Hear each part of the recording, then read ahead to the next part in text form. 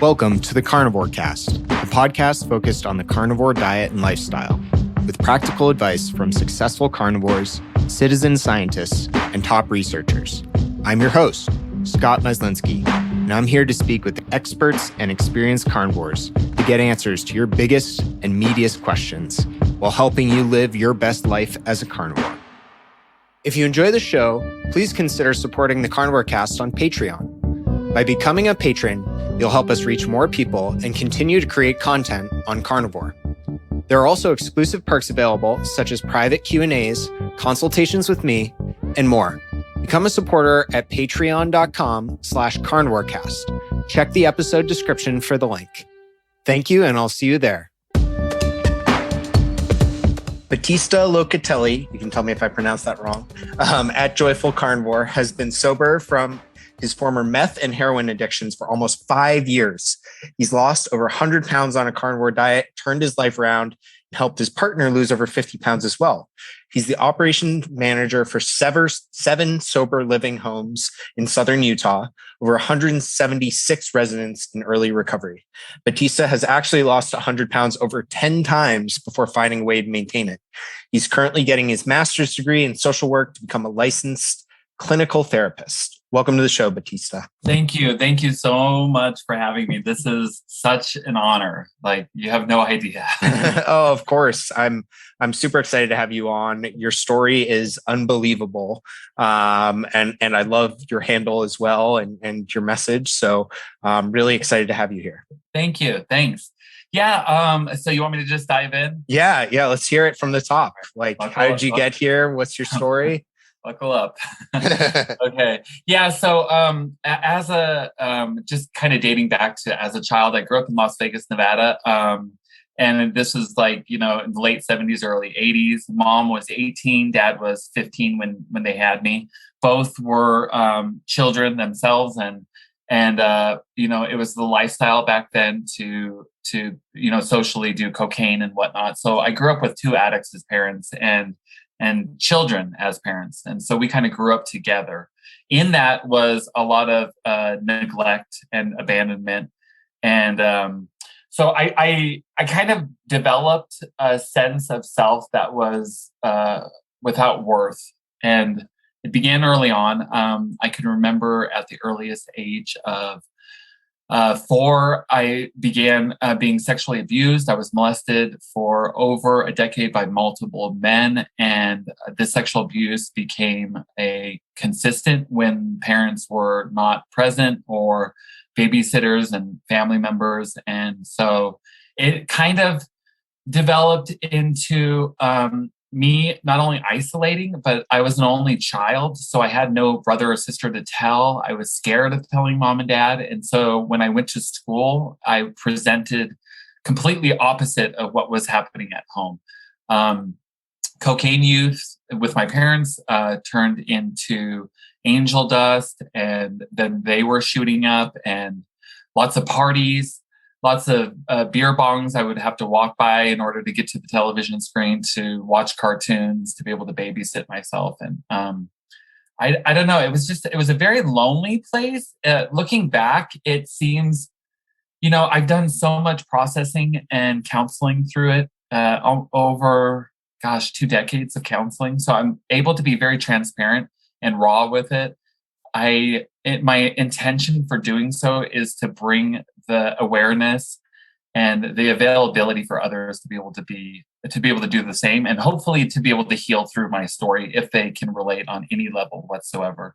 There was also domestic violence, so lots of dad punching mom, strangulation, cops being called, child protective services, noses being broke. My mom's nose was broke, blood going everywhere, just lots of events that almost became normal for me to navigate through. And I almost kind of anticipated what was next. When was the next foot going to drop? This, coupled with poverty, led to me having, my first addiction, which was absolutely positively food. I believe the two kind of started the same, sugar and food, but I think that food was just kind of where it was at, because in our household, we had condiments in our fridge, and that was the norm. We had rice cakes, cans of tuna. It was very rare for us to have full meals and whatnot. So when I did get them, or when I provided them for myself when I was in 6th and 7th grade working part-time doing dishes at my grandfather's restaurant, I splurged, and I secretly kind of had this infatuation with this food wealth. And the more that I could have, the better off I was, the happier I was, the more safe I felt.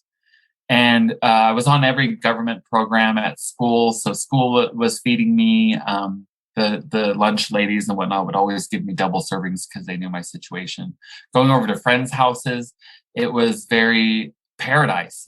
Friends, I remember a friend's mom giving me like a little snack yogurt, and she called it an after school snack. And I remember being blown away by this concept. I had no idea.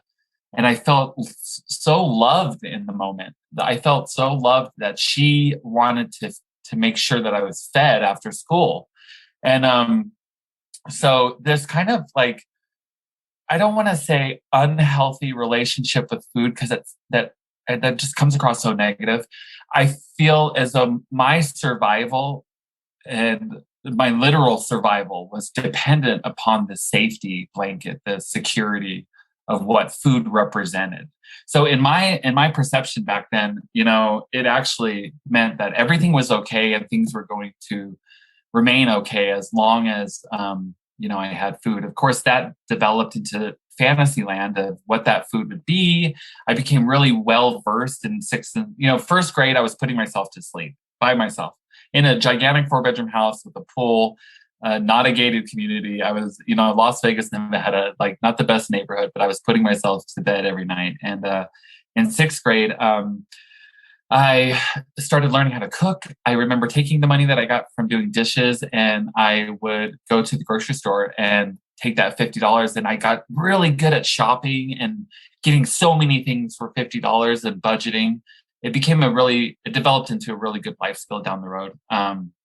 But anyways, so this was all kind of, it appears to be quite tragic. And this led me to overeating and binge eating and not even being really coherent that it was happening. And as the weight went on, nobody said anything. And it was weird because looking back, I always had the personality that people were kind of magnetically drawn to, because I was fun and I was, willing to, cut the rug, and I was willing to, shoot the crap with people. And, I always had humor. I had lots of jokes, lots of, coping mechanisms, but nobody ever brought it to my attention that I was getting in the 300-pound range. Until I remember graduating high school. Right before graduation, we were doing the walkthrough or the run through of what it was going to look like in the big, arena. And I remember they were doing the measurement of cap and gown, and my friends were standing outside, and I went to go get measured, and the lady goes, "Oh my gosh, hold on 1 second." And I was like, "What's going on?" Like, they ran out of the caps and gowns. She comes back. She goes and talks to another lady. She says, "Battista, I'm sorry, we're going to have to special order these because we don't have these sizes." And I remember thinking then, like, okay, I'm so happy, number one, that I'm not being embarrassed in front of my friends, that my friends are outside and they don't know that this is happening. But being alone with that, with what was happening right then and there, I wanted to be in a state of denial, like this not only hurts, but this is awkward. This is weird. And of course, I kind of shoved it to the side. I hadn't, that was like the summer, or sorry, that was the February before I started getting into narcotics. And so my first substance was marijuana. And I just remember feeling like food was amazing. I could taste every single ingredient. So that just amplified that whole life for me. But that didn't last very long. That was probably about 3 months before I was introduced to methamphetamines. And I remember it was, I'm older, I'm 44 years old, and MTV had put a movie out. It was called Reality Bites with Winona Ryder and I think Christian Slater. And it was 1995, and my two friends that were in the front of the car pulled out tinfoil and a little tutor, and they were smoking stuff off of it. And I was like, what are you guys doing? I had no idea. And they're like, Battista, just shut up. You don't want to be involved in this. Don't worry about it. And I said, no, I do. Because I just wanted to belong. I didn't know what was happening at all, but I wanted to be a part of what they were doing. And so they finally gave in, and I smoked methamphetamines, and I felt like I had arrived. I felt like whatever insecurities, whatever low self-esteem, whatever piece of crap feelings that I had carried like a ball and chain throughout my entire life, all the unworthiness of not being enough to be protected through the sexual abuse, not being enough to keep your arguments to the back room or something where your kids don't see, all the just the insanity that I lived in as a child. I carried that as the sense of my identity.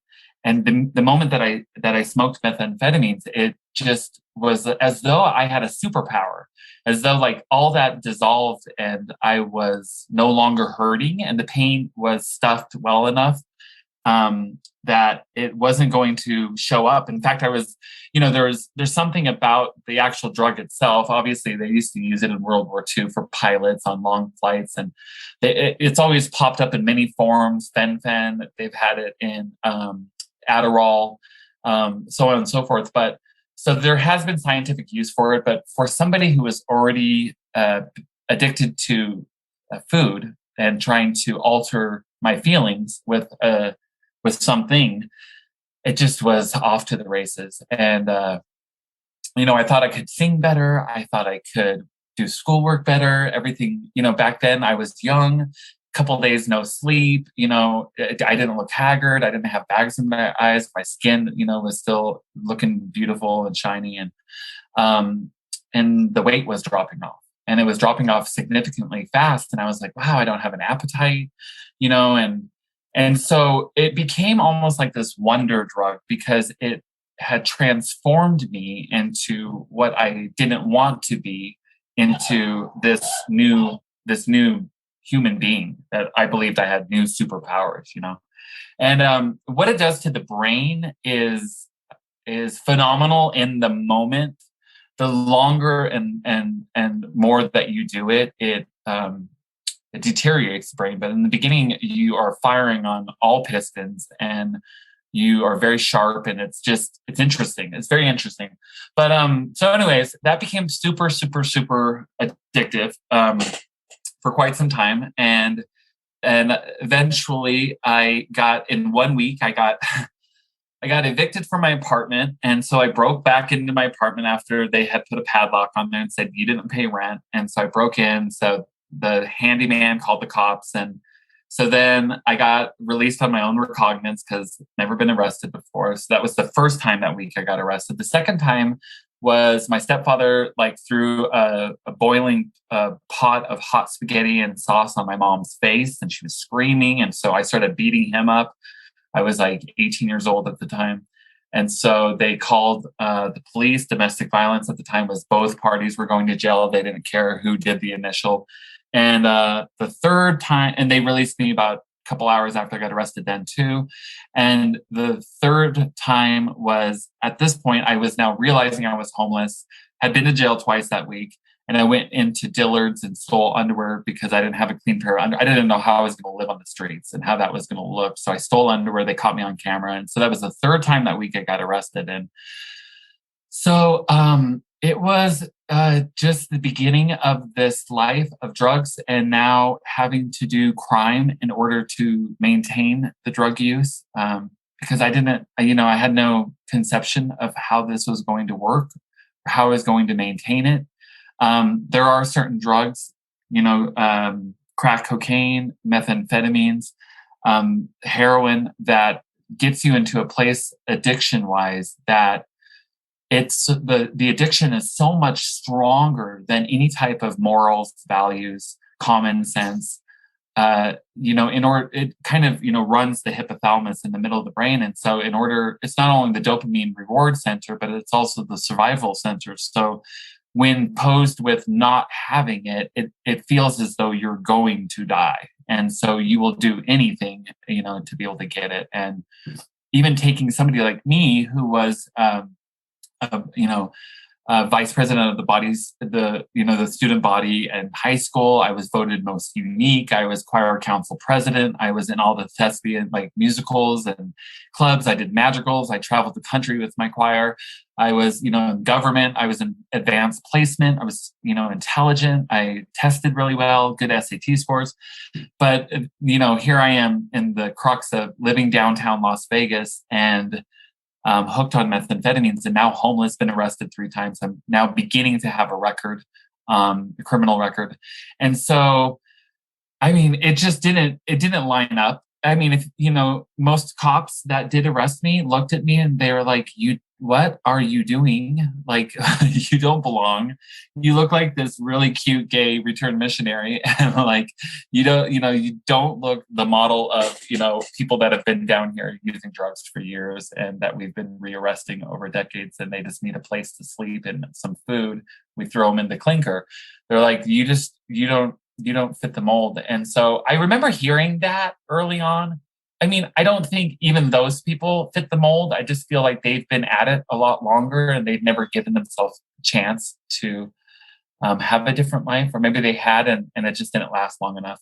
So this leads to me getting addicted to crack cocaine. I'm now down on the streets of Fremont Street, Las Vegas, downtown Las Vegas. And I'm just really in the mix of living on cardboard boxes at the 50-yard line at Las Vegas High School underneath the bleachers. The sprinklers would come on in the morning, and that was a sign that we had to get up and leave before security got there with the high school students. And we would go panhandle all day to be able to get our fix with crack cocaine and the cheapest wine that we could get to stabilize our heartbeat, because crack would make your heartbeat just feel like it was going to explode out of your chest. And so this became my new norm. I went into Bank of America, and my grandfather and I have the exact same name. And I got a debit card for his account. The teller, made a mistake. And so I went outside and I went to the ATM and out dropped $500. And I had been living on the street at this point for 7 months, shaving at the El Cortez in the morning and washing, my armpits and whatnot. And I just remember seeing the $500 drop and thinking, my God, I can sleep on a pillow. I can go shower. And then ultimately, of course, use more crack cocaine. So that led into 2 weeks of doing that pretty hardcore. Somebody ended up stealing my wallet, and I went back into Bank of America, where they had been the detectives and investigators, because it was now federal, because it was a state bank. A federal bank. They came in, and it was like a scene out of a movie. They're like, get on the ground, everyone get on move, out. They had the dogs, they had the rifles pointed at me, and I'm turning around. It was like slow motion. I remember thinking, what is happening? Okay, this joyride's coming to an end right now. And it was scary. It was really scary. And they got me into the cop car, and the investigator goes, your grandfather's a really, really good guy. And I was like, I know. And they're like, you're a piece of crap, and and you've done, and your grandfather really loves you. He's just from Italy. He doesn't know what to do with you or where to send you, or, and so we've been following you for quite some time now. That's these 2 weeks. We've been trying to get the people that you're buying crack from, and we've got a couple of them. So I guess they had been following me on cameras and whatnot. So they basically arrested me. I tried to stay clean and sober after they put me on probation. They did have a sentence of 2 to 4 years hanging over my head for the $6,000 that I took out of my grandfather's account. They also, got me with restitution so that I could pay my grandfather back. And all these things were perfect, were good. They were, God shots, but they were overwhelming in the time, because I had no therapeutic service. I had no support system. They just released me back to the streets and said, get a job. We're putting on you an ankle monitor, yada, yada, yada. A lot of people ask me about how to make liver more tasteful and how to cook it or incorporate other organ meats on carnivore. Optimal Carnivore can help you do just that with their grass-fed organ complex. It was created by carnivores for carnivores. They start by sourcing 100% grass-fed organ meats from New Zealand, gently freeze-drying the organs and encapsulating them into convenient bovine gelatin capsules. Just 6 of these capsules a day is the same as eating an ounce of raw organ meat. I personally take these every single day, as does my wife. Even though we both eat liver and other organ meats, our ancestors would have eaten the whole animal, and this unique blend has 9 different organs, including beef liver, brain, thymus, kidney, spleen, etc. And I think it's great to get a daily dose of these organs when you can. So it covers all your bases, whether you're at home or traveling. What's also cool is they plant a tree for every product sold, which helps the environment. So visit www.optimalcarnivore.com/carnivorecast and use the code carnivore10 to receive 10% off your purchase. Thanks, and back to the show. I went back to what I knew, how to stuff feelings, how I knew how to cope, which was using drugs. And right before what I'm going to tell you, it was New Year's Eve, and I had $700 in my pocket from waiting tables. A really good night in tips. And I went to this gay bar, and I came out, and 3 men basically gay bashed me. They got me on the ground. They stripped off my clothes. They took steel-toe boots to my jaw, shattered my jaw in 72 places. They threw my clothes out into a main thoroughfare. They pulled out my wallet. They got all the money. And so I remember going out into the street to collect my clothes, what was left of them. And my jaw wouldn't shut. And so the next day I went to my dad, and my dad got my jaw wired so that it would heal. And I just remember thinking to myself, this is the lowest I've ever been. And so it gets worse, right? And I get on a bus with my jaw wired, hopped up on Locatelli, and I go and get more crack cocaine with my jaw wired. And they talk about the gift of desperation, and they talk about the pitiful and incomprehensible demoralization that addiction brings you to your knees, to places that you never thought before you would ever go. Being somebody who is intelligent and can do intelligent things, make intelligent choices. At this point, I was powerless over the cocaine, and so I got on the bus and I did that, and that went on for a while. And before you know it, probation, parole got involved, and they said, "You're not passing your drug test. We're sending you to prison." I remember turning around and looking at my mom. I was the last person in the court, and just crying. And I was in shackles, and I walked down this huge, long, concrete hallway underneath the streets of Las Vegas, where they transport all of the criminals. And I was all by myself, and the only image I could see of myself was these mirrors that they have to see around the corner, these bulb, plexiglass things. And I saw myself, and I just felt like, my God, this is my future. I am going to prison. I'm going to prison over drugs. This is insane. I'm going to be away for at least 2 years if they grant me my first parole. And so I started eating like crazy in jail before they transported me. And within the matter of 4 to 6 months, I was able to put on another 130 pounds from my, depleted crack physique. And so I got to prison, and I was freaking out that I was heavy. And I was like, what am I going to do for 2 years? I'm going to have to get on track somehow and do something different. So I remember Atkins being a big thing. And it was protein based, so we're going to do protein. And so we'd go to chow, and I'd give all my bread. And basically that was 3/4 of the plate was starch bread and your cake or cookies. So I was left with a little 4 to 6 ounces of roast beef or 2 burger patties or something.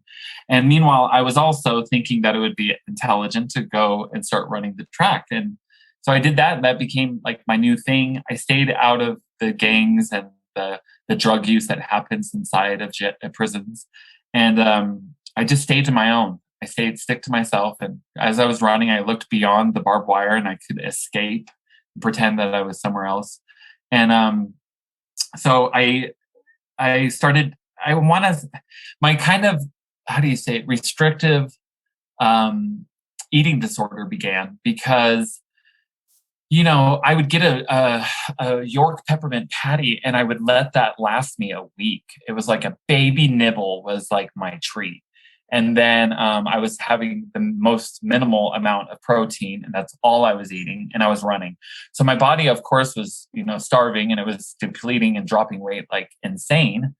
But I was skin hanging on bones, and I didn't even get to see a reflection of myself because they don't have mirrors in prison. You can see yourself occasionally, like in a window, but they were kind of high up. So I had no idea what I looked like. And I got out and, I was down to my lowest weight ever, 167 pounds. I looked like, like I had been, locked. I just looked horrible. I looked horrible. And, but I thought this was, the way you're supposed to look. I was finally at my alleged BMI and I thought, wow, okay, I've made it. I finally made it to what society deems as acceptable, not obese. I'm in the good range. The scale is happy with me. I'm happy with me, And I thought at that moment in my life, I thought I could find love, I thought by fixing all that exterior crap, I thought love would just present itself to me and throw itself at me. And somebody would want me or desire me because now I was no longer this gigantic human being. And so, boy, oh boy, did that not be true or wasn't true. And so I then began to stay in the zone of what they call functioning addiction, functioning alcoholism for about 10 years. I traveled to Thailand. I did some really great things during that time, but I was drinking heavily every evening, still going to work every day, smoking marijuana every day, and then doing cocaine on the weekends. Powder cocaine. It never got to freebasing until the end of the 10 years rather. I got to a space where I started secretly deviating from plan, and instead of meeting my friends at the bar, to do our usual weekend bender, followed by powder cocaine to be able to drive home so you didn't get a DUI. I then started going down to Naked City and getting crack, and it started making you weird. And you act really, really weird on it. Like it changes your personality really fast. And my friends were like, "What is going on?" And so my friends started getting scared, and they started pulling away. And so then I went deeper into it, and to the point where I got baptized by the Mormon church, and these sisters were coming over. They were singing hymns, and I don't know, there was something about them that I was like, okay, maybe I need to get off drugs, and I'm just going to let them in my house. Get baptized. I remember right before they baptized me, they're like, "Have you ever had homosexual encounters?" And my mom was like, "You got to lie about this if we're gonna." It was all kind of in vain of getting food orders from, them and getting utility bills paid. And so I was doing it all for the wrong reason. I didn't really believe in the religion at all. In fact, I didn't believe in any religion. I knew that God or a higher power was out there, spirit of the universe, but I didn't believe that you had to go to a building to find it, because I knew that somehow I made it through all the sexual abuse, the domestic violence, the verbal abuse, I knew I made it through that with the guidance of something greater than me. I didn't think that it was this thing that other people were being flocked to. I knew that it existed because I had somehow this optimistic, positive, joyful attitude about life. And people would say, "You're in a state of denial." And I'm like, "No, I'm actually just a happy person, by nature." And so, anyway, so this led me back to this kind of intersection where I'm like, what am I going to do with my life? And I call my dad up. My grandparents had the oldest Italian restaurant in Las Vegas. They bought it in 1958 for like $16,000 back when Flamingo and Las Vegas Boulevard were dirt roads, literally dirt roads. And they sold it in 2005 for $55 million. The whole family moves out to southern Utah because that's where we've been, snowmobiling and skiing during the winter. And so the family goes out there. I said, "Dad, I got to get out of here. I got to get out of Vegas. I can't stop using crack. I'm not doing well." So he says, "Come on out." So I got to to Parowan. I go from like 3.5 million people population to 2,000. And it was a complete social adjustment because it, is very country and hee-haw, and I was not used to that. And here I am basically smoking crack cocaine on the way to Southern Utah, praying out loudly to God to have some type of change happen in my life, and I needed help. And so I get to my dad's house, and I start to become an alcoholic because I, couldn't find crack cocaine in the town of 2,000 people. And so I just start with alcohol and food. And so this becomes kind of my new crux. And while I'm downstairs, drinking vodka and Gatorade by the handful, I'm going upstairs and I'm breaking bread with the family, and we're drinking bottles of wine. So I'm double dipping, and I'm being very secretive about what's happening downstairs. And so my probation officer that I got transferred from Nevada to Utah shows up to my house and says, "Battista, I don't know what it is about you, but I believe in you. And I don't believe that this is your purpose. I don't believe that you getting drunk downstairs and upstairs with your dad in Parowan is where it's at for you. I'm going to suggest that you get into a residential treatment center within 5 days. Otherwise, I'm coming back and I'm arresting you. And we need to get you some help." And so I went through my first stint in residential treatment center called Horizon House, and it was beautiful. I got to spend 90 days on dealing with Battista and the trauma, and everything else stopped. And we didn't have television or newspapers. We had no outside influence. The only thing we ever heard about was things that were happening in the world when we went to a Narcotics Anonymous meeting or Alcoholics Anonymous meeting. That's only if somebody shared it with us. So we were kind of closed off in the world. We were forced to work on ourselves, and it was a godsend. I got in touch with enmeshed codependency and the trauma, and coming to terms with my parents, did the best they could with what they had, and just a lot of healing, resentments, anger, walking through my part of holding on to those resentments and what that does to the body and the brain and the emotional state, coping skills, being able to learn how to respond rather than to react. Just really finding some type of emotional regulation.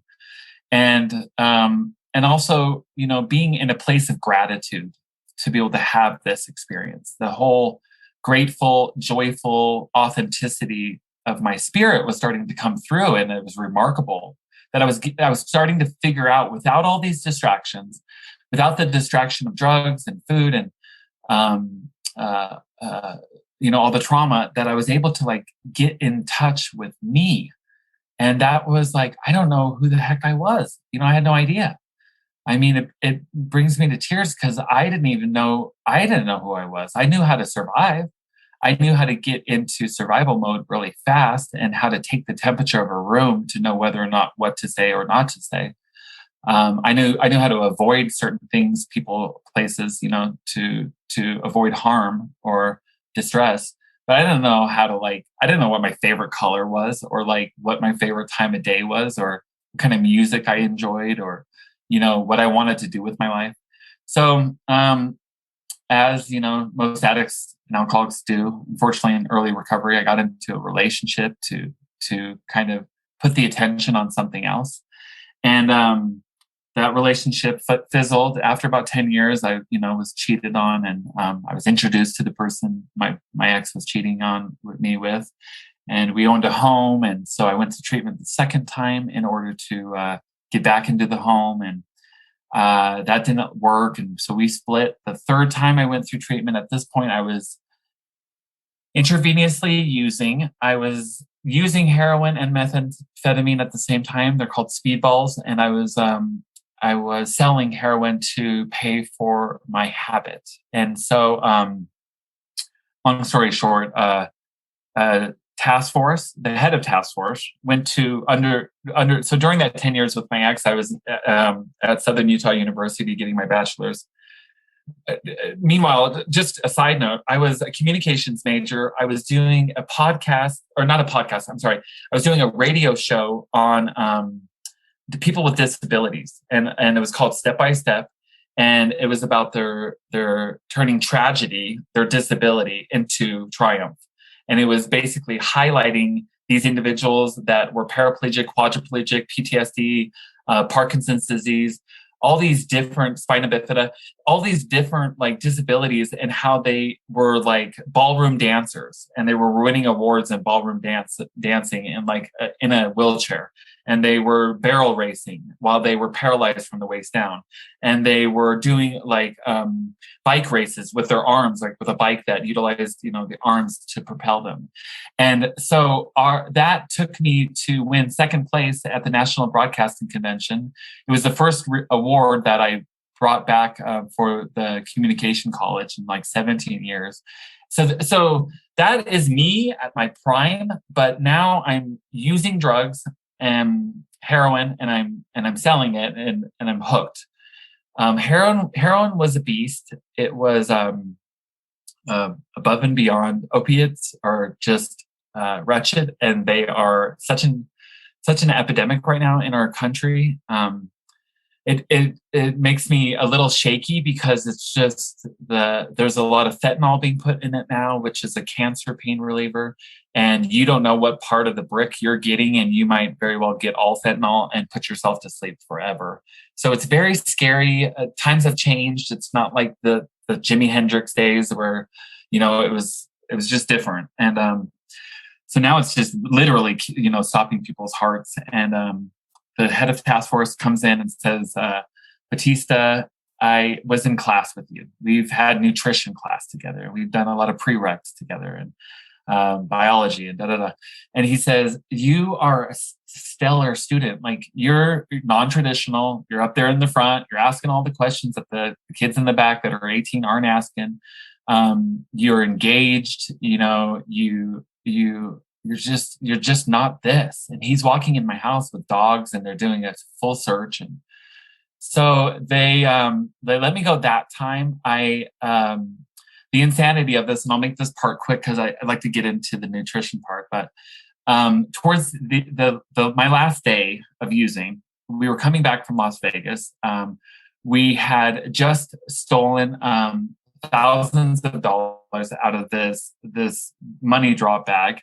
The two right tires of the vehicle were popped. We were riding on rims on the I-15 going from Las Vegas to Southern Utah. He was driving at 30 miles an hour on the rims, halfway in the gravel, halfway, and it was 3:00 in the morning. So I don't know how we got by and no highway patrol saw us, but I was in the back seat while we were driving on rims, shooting cocaine into my veins. Like, that is how insane the addiction to drugs is. Nothing in that moment makes sense. Nothing. I get back to Cedar City on that drive. We somehow get tires in Mesquite, Nevada, and we get back. My friend gets me to court on time at 9:00, and because I didn't want my friend to steal my drugs, I pack a 1/4 pound of marijuana and methamphetamines and heroin in my underwear, and I walk through a metal detector and walk into a justice court. Like, just nothing is making sense. And so they tell me, okay, we went, I told them I got into Salvation Army, which I did. Salvation Army wanted me to get into a detox program. So the judge, pushed it out a couple months until I was in there, and I was going to report from Salvation Army. I leave the courthouse. I am now looking for change to get a taxi cab home. I don't find change, but I find a pistol. I grab the pistol. I go into a pawn store. The pawn store it's reported stolen within seconds. I decide not to sell the gun. I go back to my house, and task force, the entire sheriff's unit was there. And the head of task force, my friend from college, says, Battista, it's over. It's over. And I was like, okay. And he goes, give me the code to your safe. He's like, I'm going to do what I can to like minimize this. The guy's gun, he basically says, I'm not going to press charges. I got my gun back. So that's dropped. I was already an ex-felon with a stolen firearm. That's like right under manslaughter. So all these things could have gone wrong. They induct me into drug court, and basically I've been clean ever since. And that started my journey with nutrition. So yeah. coming up on 5 years, September 20th. So I'm kind of excited about that. Congratulations.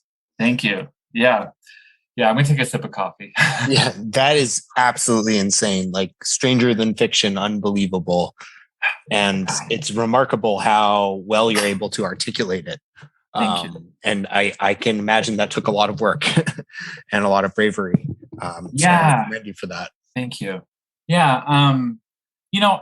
One thing that I'm all about is transparency. I feel like one thing I've learned is that in order for me to build trust with you or with anyone on Instagram or just a human being in front of me, I have to see some of your ugly.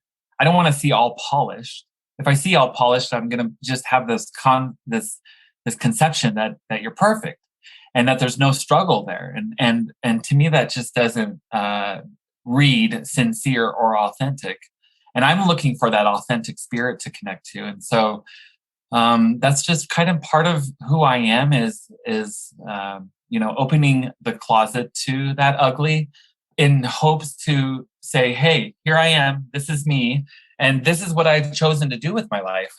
And I've changed. People can change, and good things can come about it. And recovery is possible. And on more than one lane, it doesn't just have to be drugs and alcohol. I can apply all those tools in that toolkit to food addiction, to sugar addiction, to carb addiction, to body dysmorphia, to all that stuff. And so led me into keto. I got into keto, started doing the track, was really invested into keto. Everybody was going nuts, on YouTube. There was, Keto Connect and Obese to Beast. He doesn't do keto, but I was just like amazed by his transformation from going from heavy to this muscular dude. And I just remember being locked into trying to mimic or imitate everything that everyone else was doing. I also, the struggle early on for me was like, God, there's all these really already skinny people doing keto. And, I really resonated more with the people that were like the 100-pound losers and how they did it, because there was a lot of people that, in my opinion, at that time, because I was really geared towards the aesthetic, the external. I was like, why are these people even doing keto? They got 7 pounds to lose, it doesn't make sense. So anyways, when I was on about a 3 to 4 year journey to lose 100 pounds. And it took a minute because I had cheat days, cheat weeks. I got back into the cycle of eating, bad, or just not taking care of myself. I was restricting. I got on HCG for 6 months, eating 500 calories a day and injecting this human growth compound thing that mimics pregnancy so that your body doesn't eat away the muscle when you're eating at 500 calories. I was getting great results, starving myself. So of course I was getting great results.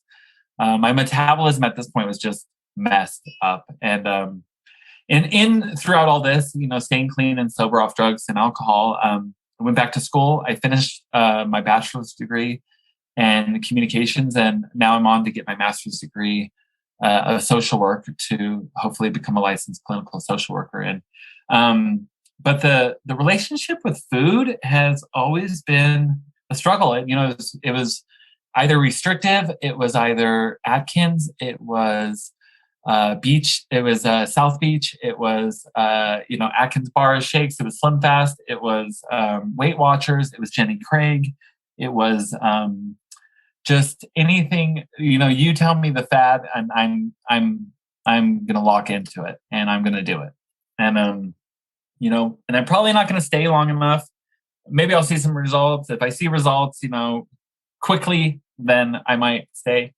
And my partner, who's got 2.5 years clean, he gained a lot of weight too when he got clean. And so it's something you do is cross addiction. You put down, they say, there's an imagery, you put down the spoon that you cook your drugs in and you pick up the fork. And that's what I did. And a lot of people do it. You kind of soothe those feelings and those emotions with the safest thing, the most legal thing, and that happens to be food. And so a lot of people in early recovery put on a lot of weight. Of course, there's that natural weight gain from not using methamphetamines or whatnot. Your body's just going to like start to heal itself. But then it does become for significantly, probably 80% of people in recovery, they put on a substantial amount of weight. And so my partner looks at me and I started, looking online and seeing Sean Baker and Steak and Butter Gal and Bella. And I'm seeing, this is back when Bella was in New York City and, when she had like 5,000 followers, when she was like a little deeper. So, I was just like watching everyone and learning from them. Okay, carnivore is like a thing. It's kind of, and I found that in keto, my way of eating, my unhealthy kind of relationship with that whole food thing was starting to come up in mug cakes and anything, that I could think of that was related to the old way of eating. If it was being mimicked on YouTube on a how to make this video, I was all about it. And I was going to be under 20, net carbs. And then all of a sudden total carbs became a thing. And it was like, I was able to maintain and then gain a little and then maintain and then cut all the crap out. It was insane the amount of things that I was purchasing to, perfect keto bars and Quest bars and powders and just MCT oils and like the list goes on. Like if I had this perfect, combination of all this keto product, then I would be losing weight. And it became obsessive and started seeing it pop up, Catalina Crunch cereal and High Key cereal. And then it was like, Duncan Hines was getting in on the mug cakes and, General Mills was putting out some weird cereal. And it was like the first two ingredients were like these weird, inflammatory oils. And I'm like, this stuff isn't keto anymore. Cauliflower pizza. And I'm like, yeah, so you got to sit there and you got to like literally take the cauliflower, you got to strain all the water out and you got to make it by scratch if you want it to be like natural. Otherwise, you're going to get 200 million extra ingredients, potentially heavy metals, all different types of stuff, things I can't pronounce. And so Carnivore came around, my partner and I got back from San Francisco and he goes, Battista, I need your help. And I was like, okay. And I was like, I was just waiting for him to say something. I have always led by example. I don't ever tell anyone that you have to do this, or I don't ever do that. Leading by example rather than by promotion is the key to my success. And so he says, you're killing it and I want to do it. So we started and we went to Costco. We just bought the largest amount of meat that we could, everything that was meat. I did, have the common sense to check labels to make sure that I wasn't buying stuff that was encased in seasonings and sugars. So we were pretty smart, pretty clean for the most part in the beginning. And we've been on it for 6 months. He's dropped 50 pounds. So, I think his name is Kevin. He's got a program. He's a dentist. I forget his name, but he's on Instagram. And anyways, he talks about two different people that come to carnivore, one being from the standard American diet and one being from person that like myself. So Brandon would be the standard American diet. He's doing Arby's, McDonald's, all the bads, cheese puffs. He comes to carnivore and his body's just shedding. And I'm coming from keto, restrictive calories, tons of years of dieting. And I'm gaining, it gradually 13, 15 pounds. And I'm like, like I haven't had a carb in like months. So what? This doesn't make sense, It makes no sense, and I'm jealous because, he's getting off the scale and he's like, I'm down 3.7. And I'm like, what? I'm up like, 1.2. And it wasn't like horrific. Luckily, luckily there came a day when my scale actually worked. It's very infrequent, but sometimes it'll catch a reading. And in that reading from the previous reading from months before, it showed that my muscle mass had gone up and that my visceral fat had gone down and that my lean body mass had gone up. And so that was cool. I mean, for once it made kind of the number on the scale didn't matter to me anymore. It made sense that I was actually getting more muscular and things, tendons and ligaments and things were probably getting stronger, holding more density. And so it wasn't such a shock to me. Of course, being the kind of broken dieter that I am, and I'm working on that with my followers, and we're working together to try to heal those misconceived conceptions. Because, in the beginning, everyone's like, you come to Carnivore, you're going to heal. And I said, if somebody says the word heal one more time, I'm going to punch someone's face off. Like, I'm coming to Carnivore because I need to drop, 20 pounds. I don't know why you're coming to Carnivore. That's great. Kumbaya, you could go do your yoga and drink your tea somewhere else, but I'm coming over here to fit into my 34s. Okay. And so, I just found it, funny because, they were just like, you're going to heal. It's going to take 6 months to 2 years. I was, Michaela, on the lion diet. She's like, this is what's going to happen. And I'm like, okay, I don't get it, but okay, I'm going to start to, and it started to happen. My eczema went away. Okay, so this is one of the coolest things I have to share with you. Because of all the issues, psychiatrically, I was diagnosed with bipolar 2 from the manic mood swings. I was diagnosed with PTSD, post-stress disorder from the sexual abuse. I was anxiety and panic disorder. When human beings would get close to me, I would run into a panic or anxiety attack because I didn't know, I couldn't decipher whether or not I was being, abused or somebody was just coming in for a hug. And then also, obviously substance use and remission. And there was a last one, but I can't think of it. But anywho, they had me on 7 non-narcotic mental health medications over the course of 6 months with my clinical team. They were able to wean me off all of them being on a carnivore diet. And now I can say proudly that I'm on no mental health medications, which I had been on for 4 years, in recovery to kind of stabilize, my mood. And it really wasn't working for me. I mean, they did the job, so I wouldn't re-traumatize myself, but and they're definitely useful for people that need them at that time. But I had no idea that by eating meat, it was going to make me feel better. And I say that because it really actually started to work. And that whole healing, hippy dippy stuff that I wasn't buying into was starting to happen. It was like, wow, I'm actually healing. The loose skin, losing 100 pounds that many times at 44, especially. I'm looking next summer probably to be getting a little tummy tuck because I do have excess skin that hangs down there.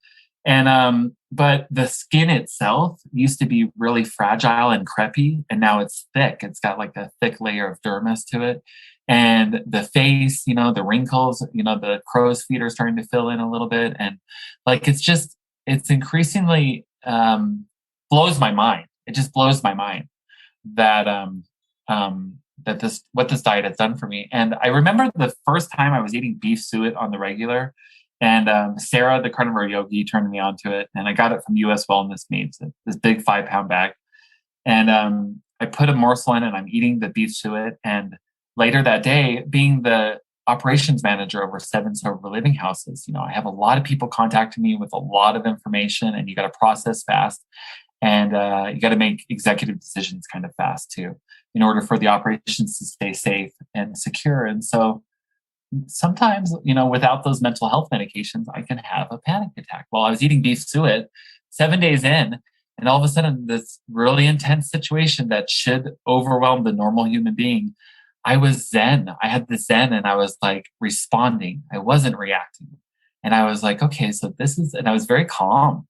And I was like, I'm Italian, and I'm very passionate and lit up about things, and have a zest for life, and I have a zest for life too when I'm pissed off. So, for me to just be chill and calm in a situation, I was like, I wonder if it's the beef suet. So of course I did an experiment. I get off the beef suet, and my mood changed. The fat was actually making a difference in my mood. So it kind of brings me to today. I'm at that weird intersection right now where I'm contemplating doing a protein sparing modified fast for 2 weeks only, just to see what happens if maybe those 13, 14 pounds decide to, whatever. That would be, I don't know. We'll see what happens. I always experiment in this community. It's been kind of interesting and fun, and see what happens. So yeah, it kind of brings me to the present moment. There you have it. Amazing. Well, Battista, this has been tremendous. I think we'll have to do a part 2 where we go into a little bit more detail on some of the nuts and bolts of like how you're doing it, how you help people, things like that. But I think this has been a fantastic introduction to you. Thank you so much for sharing your story and coming on here. I really appreciate it. I'm sure my audience will too. Where can folks find you? And I'll, of course, have links to everything in the show notes. So I'm currently on Instagram, and it is the handle Joyful Carnivore. No underscore or anything, just one word, Joyful Carnivore. You can also, if you want to privately message me over on my other handle, it's just my first name, Battista, Battista _ Locatelli, Locatelli. I have had I'm also on Facebook too. I'm not private. So I've had an immense amount of people. It's been so remarkable. Being in the ketovore, carnivore, animal-based primal community that have struggled with substance use disorder, addiction to substances. And it's been remarkable, the amount of pour out and love and praise and connection. In fact, I've had people actually call or message me rather and say, I want you to be my therapist. I trust you. So maybe, I was talking to my partner. I thought maybe when I get licensed, I can start doing some private telehealth, counseling sessions with people that follow me that, want to incorporate carnivore or ketosis into mental health. That's great. That's fantastic. Well, thank you again for your time and your consideration today, Battista. And real quick, I was just going to say, don't you think that they go hand in hand? I was just on a quick note, the mental health and the ketosis. Yeah, absolutely. I think it's remarkable. Yeah, a lot of people don't pay a lot of attention to it. It's always stunned me. Truly, the amount of mental recovery a lot of people have talked about, and addiction as well. I mean, those are obviously intertwined, but both really fascinate me. Yeah. Let's do a part 2, and then we can talk about food and that fun stuff. Absolutely. Thanks again. Thank you. If you enjoy the show, please consider supporting the Carnivore Cast on Patreon. By becoming a patron, you'll help us reach more people and continue to create content on carnivore. There are also exclusive perks available, such as private Q&As, consultations with me, and more. Become a supporter at patreon.com/carnivorecast. Check the episode description for the link. Thank you, and I'll see you there. Thank you for listening to this episode of the Carnivore Cast. If you enjoyed this episode, please review on iTunes. It really helps us out. And share it with a friend. What questions would you like answered, or who would you like to hear from in the carnivore research community? You can find me on Twitter, Instagram, and Facebook at Carnivore Cast, or go to carnivorecast.com. You can also email me at info@carnivorecast.com. I'd love to hear from you. Until next time, keep it carnivore.